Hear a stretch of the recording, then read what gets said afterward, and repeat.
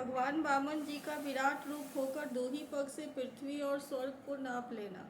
श्री सुखदेव जी कहते हैं, राजन, जब कुलगुरु शुक्राचार्य जी ने इस प्रकार कहा तब आदर्श गृहस्थ राजा बलि ने एक क्षण चुप रहकर बड़ी विनय और सावधानी से शुक्राचार्य जी के प्रति यूं कहा। राजा बलि ने कहा, भगवान, आपका कहना सत्य है। गृहस्थाश्रम में रहने वालों के लिए वही धर्म है जिसे अर्थ, काम, यश और आजीविका में कभी किसी प्रकार का बाधा न पड़े। परंतु गुरुदेव, मैं प्रहलाद जी का पौत्र हूँ और एक बार देने की प्रतिज्ञा कर चुका हूँ, अतः अब मैं धन के लोभ से ठग की भांति इस ब्राह्मण से कैसे कहूँ कि मैं तुम्हें नहीं दूंगा। इस पृथ्वी ने कहा है कि असत्य से बढ़कर कोई अधर्म नहीं है। मैं सब कुछ सहने में समर्थ हूँ, परंतु झूठे मनुष्य का भार मुझसे सहा नहीं जाता।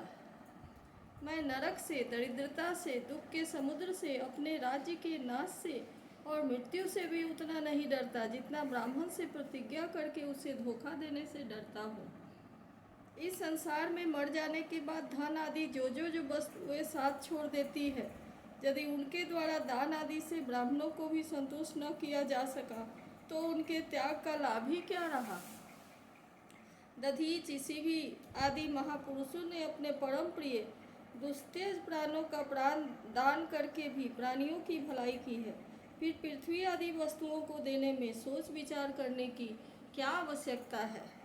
ब्राह्मण, पहले युग में बड़े बड़े दैत्य राज्यों ने इस पृथ्वी का उपभोग किया है। पृथ्वी में उनका सामना करने वाला कोई नहीं था। उनके लोक और परलोक को तो काल खा गया, परंतु उनका यश अभी पृथ्वी पर ज्यों का त्यों बना हुआ है।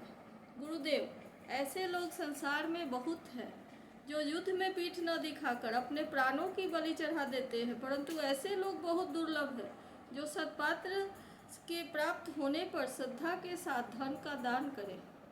गुरुदेव, यदि उदार और करुणाशील पुरुष अपात्र याचक की कामना पूर्ण करके दुर्गति भोगता है तो वह दुर्गति भी उसके लिए शोभा की बात है।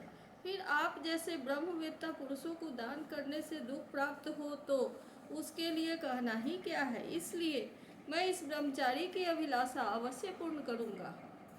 महर्षि, वेद विधि के जानने वाले आप लोग बड़े आदर से यज्ञ जगादि के द्वारा जिनकी आराधना करते हैं, वे वरदानु विष्णु ही रूप में हो अथवा दूसरा हो, मैं इनकी इच्छा के अनुसार इन्हें पृथ्वी का दान करूंगा। यदि मेरे अपराध न करने पर भी ये अधर्म से मुझे बांध लेंगे तब भी मैं इनका अनिष्ट नहीं चाहूँगा, क्योंकि मेरे शत्रु होने पर भी इन्होंने भयभीत होकर ब्राह्मण का शरीर धारण किया है। यदि ये पवित्र कीर्ति भगवान विष्णु ही हैं तो अपना यश नहीं खोना चाहेंगे, अपनी मांगी हुई वस्तु लेकर ही रहेंगे। मुझे युद्ध में मारकर भी पृथ्वी छीन सकते हैं, और यदि कदाचित ये कोई दूसरे ही है तो मेरे बाणों की चोट से सदा के लिए रणभूमि में सो जाएंगे। श्री सुखदेव जी कहते हैं, जब शुक्राचार्य जी ने देखा कि मेरा यह शिष्य गुरु के प्रति अश्रद्धालु है तथा मेरी आज्ञा का उल्लंघन कर रहा है, तब दैव की प्रेरणा से उन्होंने राजा बलि को शाप दे दिया। यद्यपि वे सत्य प्रतिज्ञ और उदार होने के कारण शाप के पात्र नहीं थे। शुक्राचार्य जी ने कहा, मूर्ख, तू है तो अज्ञानी, परंतु अपने को बहुत बड़ा पंडित समझता है। तू मेरी उपेक्षा करके गर्व कर रहा है। तूने मेरी आज्ञा का उल्लंघन किया है, इसलिए शीघ्र ही तू अपनी लक्ष्मी खो बैठेगा। राजा बलि बड़े महात्मा थे। अपने गुरुदेव के शाप देने पर भी वे सत्य से नहीं डिगे। उन्होंने वामन भगवान की विधि पूर्वक पूजा की और हाथ में जल लेकर 3 पग भूमि का संकल्प कर दिया। उसी समय राजा बलि की पत्नी विंध्यावली, जो मोतियों के गहनों से सुसज्जित थी, वहां आई। उसने अपने हाथों वामन भगवान के चरण पखारने के लिए जल से भरा सोने का कलश लाकर रख दिया। बलि ने स्वयं बड़े आनंद से उनके सुंदर सुंदर जुगल चरणों को धोया और उनके चरणों का वह विश्व पावन जल अपने सिर पर चढ़ाया। उस समय आकाश में स्थित देवता, गंधर्व, विद्याधर, सिद्धचारण सभी लोग राजा बलि के इस अलौकिक कार्य तथा सरलता की प्रशंसा करते हुए बड़े आनंद से उनके ऊपर दिव्य पुष्पों की वर्षा करने लगे। एक साथ ही हजारों दुंदुभियां बार बार बजने लगी। गंधर्व, किम पुरुष और किन्नर गान करने लगे, अहो धन्य है इन मुदार शिरोमणि बलि ने ऐसा काम कर दिखाया जो दूसरों के लिए अत्यंत कठिन है। देखो तो सही, इन्होंने जानबूझकर अपने शत्रु को तीनों लोकों का दान कर दिया। इसी समय एक बड़ी अद्भुत घटना घट गई। अनंत भगवान का वह त्रिगुणात्मक वामन रूप बढ़ने लगा। वह यहाँ तक बढ़ा कि पृथ्वी, आकाश, दिशाएं, स्वर्ग, पाताल, समुद्र, पशु पक्षी, मनुष्य, देवता और ऋषि सब के सब उसी में समा गए। ऋत्विज, आचार्य और सदस्यों के साथ बलि ने समस्त ऐश्वर्यों के एकमात्र स्वामी भगवान के उस त्रिगुणात्मक शरीर में पंचभूत, इंद्रिय, उनके विषय, अंतःकरण और जीवों के साथ वह संपूर्ण त्रिगुणमय जगत देखा।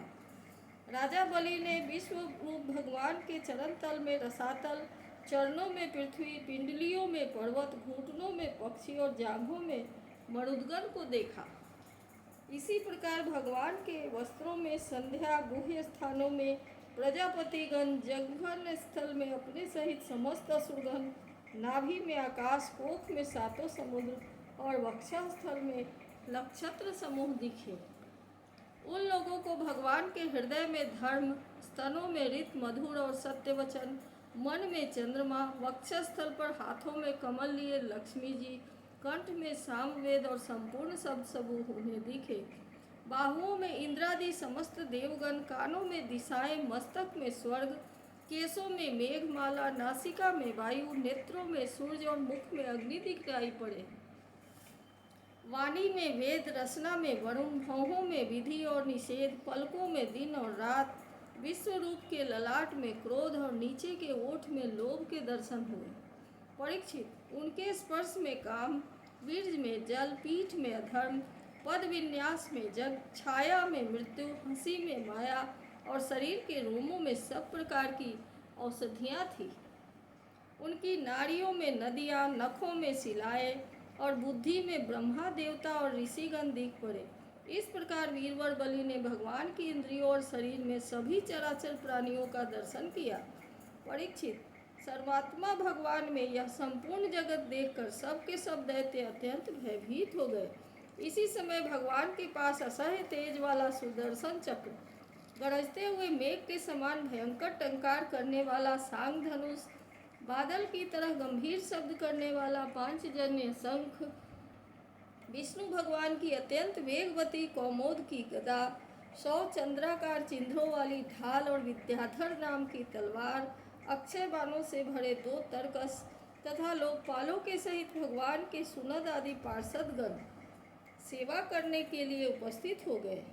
उसी समय भगवान की बड़ी शोभा हुई। मस्तक पर मुकुट, बाजुओं में बाजूबंद, कानों में मकराकृति कुंडल, वक्षस्तर पर श्रीवत्स चिन्ह, गले में कौस्तुभ मणि, कमर में मेखला और कंधे पर पीताम्बर शोभायमान हो रहा था। वे 5 प्रकार के पुष्पों की बनी मनमाला धारण किए हुए थे, जिस पर मधुलोभी घोड़े गुंजार कर रहे थे। उन्होंने अपने एक पग से बलि की सारी पृथ्वी नाप ली, शरीर से आकाश और भुजाओं से दिशाएं घेर ली। दूसरे पग से उन्होंने स्वर्ग को भी नाप लिया। तीसरा पैर रखने के लिए बलि की तनिक सी भी कोई वस्तु न बची। भगवान का वह दूसरा पग ही ऊपर की ओर जाता हुआ मरलोक, जनलोक और तपलोक से भी ऊपर सत्यलोक में पहुंच गया। इति श्रीमद्भागवते महापुराणे पारमहंस्यां 20तमोऽध्यायः।